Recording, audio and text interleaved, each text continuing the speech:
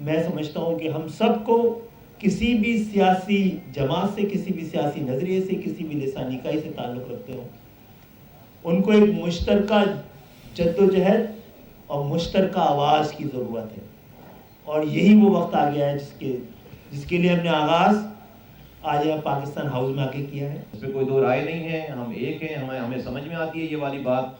और इंशाअल्लाह ताला इस शहर के लोगों के लिए और इस सूबे के लोगों के लिए, इस मुल्क के लिए हम इज्तिमाई तौर पर जो भी फ़ायदे की बात होगी हम वो बात करेंगे। पाक से ज़मीन पार्टी, मैंने, मुस्तफ़ा कमाल ने, मेरी पार्टी ने पहले भी ज़ाती मफादात के लिए कोई काम नहीं किया और आज भी हम ज़ाती मफादात, ज़ात से अलग हटकर, ऊपर हटकर हम कौमी इज्तिमाई मफादात के लिए मुश्किल से मुश्किल फैसले करने पड़े तो करेंगे इंशाअल्लाह।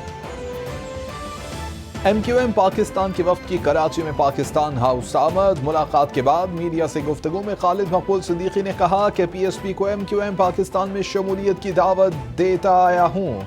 इन्हें फैसला करने के लिए वक्त देना चाहिए, किसी को हक नहीं छीनने दिया जाएगा। मुस्तफ़ा कमाल बोले कि कारकुनों से बात करके आइंदा कला है अमल दूंगा। पाकिस्तान को मुआशी बहरान से सिर्फ कराची निकाल सकता है, एक पार्टी मसाइल हल नहीं कर सकती।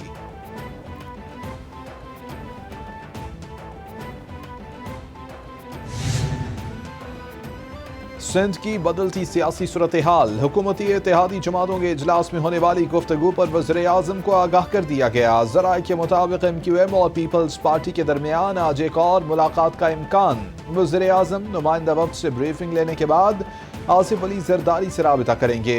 MQM 74 यूनियन काउंसिल्स की हदबंदी तब्दील करने के लिए मुतालबे पर डटी हुई है। वज़ीर आज़म ने हिदायत दी कि वो जो आपको रकम मिलता है उसमें इजाफ़ा किया जाए और मैं उम्मीद रखता हूँ कि आगे जाके भी हमारे सूबाई हुकूमत की कोशिशों के साथ साथ वफाकी हुकूमत भी अपना हिस्सा डाल के और बैनुल-अक़वामी का जो भी हमें सपोर्ट मिलता है उनका साथ मिला के मुसलसल इस पे काम करके हम अपनी मंजिल पे पहुँचेंगे। बल्दियाती इंतखाबात में ताख़ीर पर हमारे तहफ़्फ़ुज़ात हैं। MQM से मुआहदे के तहत चलना चाहते हैं। PTI पार्लियामेंट में आए और अपना किरदार अदा करे। तहरीक इंसाफ वालों ने स्पीकर के पांव पकड़े के इस्तीफ़े कबूल न किए जाएं। वज़ीर ख़ारजा बिलावल भुट्टो की दादू में मीडिया से गुफ्तगू। सैलाब से मुतासरा सीता विलेज का दौरा किया, मुतासरीन के मसाइल सुने और तबाहाल स्कूल का मुआयना किया। तलबा से मिले। बिलावल भुट्टो को बहाली इक़दामात पर ब्रीफिंग दी गई।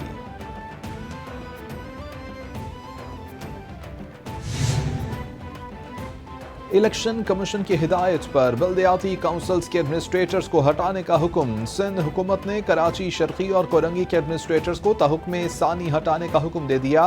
एडमिनिस्ट्रेटर हैदराबाद को भी हटाया जाएगा। ज़राए सिंध हुकूमत के मुताबिक दादू समेत मुख्तलिफ इलाकों में बल्दियाती अफसरान के तबादलों के अहकामात वापस ले लिए गए। तीनों एडमिनिस्ट्रेटर्स MQM की फरमाइश पर लगाए गए थे।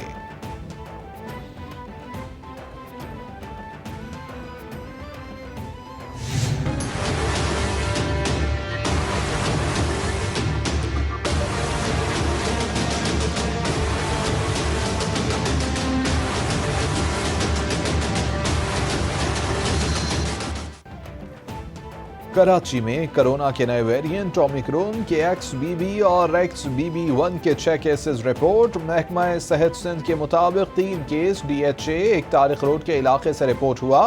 मरीजों की कोई ट्रैवल हिस्ट्री नहीं है। इन लोगों के राबते में आने वालों के टेस्टों का सिलसिला जारी। WHO के मुताबिक ये किस्म ज्यादा खतरनाक नहीं।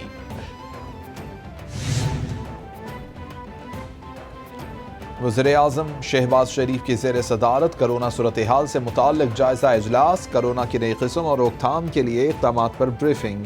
वज़ीर-ए-आज़म शहबाज शरीफ बोले कि पाकिस्तान में कोरोना की सूरत हाल काबू में है। 5 से 12 साल के बच्चों की वैक्सीनेशन हंगामी बुनियादों पर की जाएगी। मुल्की सरहदों और हवाई अड्डों पर आमद रफ्त पर स्क्रीनिंग को मज़ीद मुअस्सर बनाया जाए।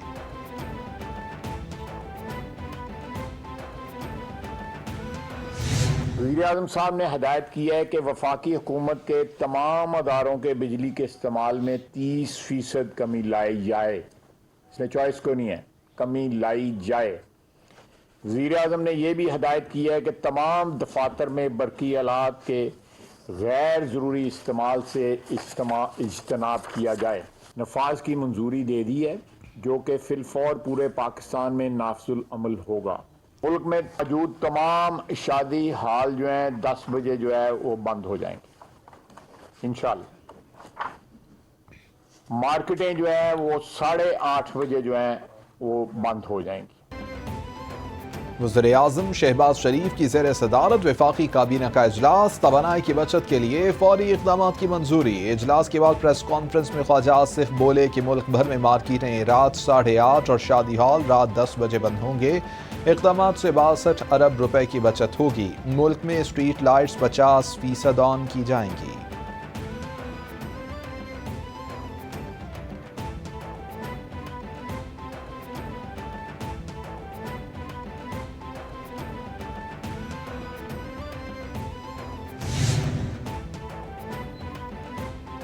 मैं एक बार फिर से इख्तिदार में आऊँगा और इन्हें छोड़ूंगा नहीं। ये ना समझे कि मैं दोबारा इख्तिदार में नहीं आ सकता। ये लोग इलेक्शन से भाग रहे हैं, इन्हें इस तरफ लाकर रहूँगा।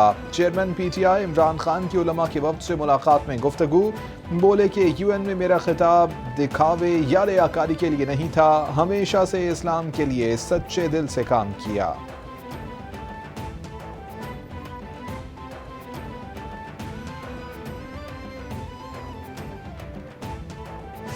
इस वक्त तक 15 लाख टेक्सटाइल मजदूर अपनी नौकरियां खो बैठे हैं और इंडस्ट्री बंद होती जा रही है। तो हल ये है कि पाकिस्तान को ऐसे चलाना पड़ेगा जो आज तक हमने नहीं चलाया। हमें वो स्टेप्स उठाने पड़ेंगे। हमने कभी रूल ऑफ लॉ एस्टेब्लिश नहीं किया। मार्शल लॉ आता है तो वो कानून तोड़ के आता है। और ये जो दो खानदान है, इनकी मजबूरी है इदारों को कमजोर करना, क्योंकि चोरी नहीं कर सकते। अगर आपके इदारे मजबूत हो, ये चोरी कैसे करेंगे?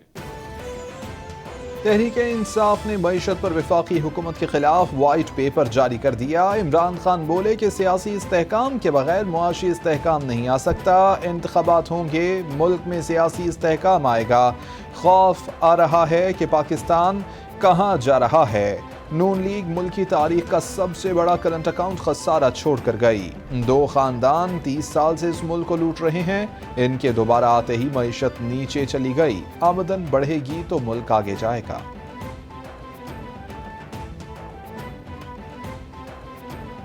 कि 2018 में ये मुल्क 6.2% पर, और ये रिपोर्ट पाकिस्तान तहरीक इंसाफ की हुकूमत ने आकर रिलीज़ की थी। और तमाम जो फोकस था वज़ीर आज़म हाउस का, वो सियासी इंतकाम पे था। लोगों पे बोहतान, इल्ज़ाम, पगड़ियाँ उछालना, जेलों में डालना, झूठे मुकदमे बनाना।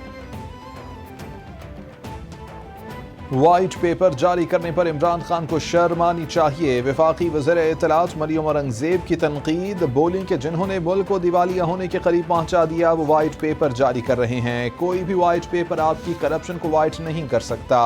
इन्हें मुआशी तौर पर मुस्तहकम पाकिस्तान मिला था और इन्होंने 45,000 अरब रुपए के रिकॉर्ड कर्जे लिए। नून लीग के गुज़िश्ता दौर में महंगाई 3% की कम तरीन सतह पर थी।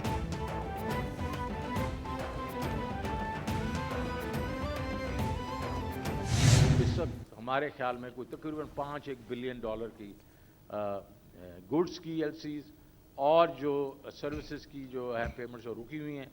और IMF के साथ ये है कि IMF ये कह रहा है कि भैया आपका पहले ही 6 महीनों में जो आपका जो डेफिसिट है वो आपके टारगेट से डबल है।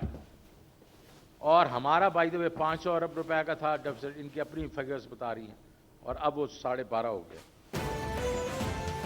साबिक वफाकी वज़ीर ख़ज़ाना शौकत तरीन कहते हैं कि नून लीग ने रुपए को मजबूत रखने की मसनूई कोशिश की। मुआशी सूरत हाल पर वाइट पेपर 2013 से लेकर अब तक का है। 2018 में आप GDP 64% पर छोड़ कर गए थे, हमने 72% तक बढ़ा दी है। इमरान खान को पैसे मांगते हुए शर्माती थी। हमारे दौर में मुख्तलिफ शोबों में तरक्की के लिए इस्लाहात की गई, हमारे दौर में हर शोबे में तरक्की हुई है।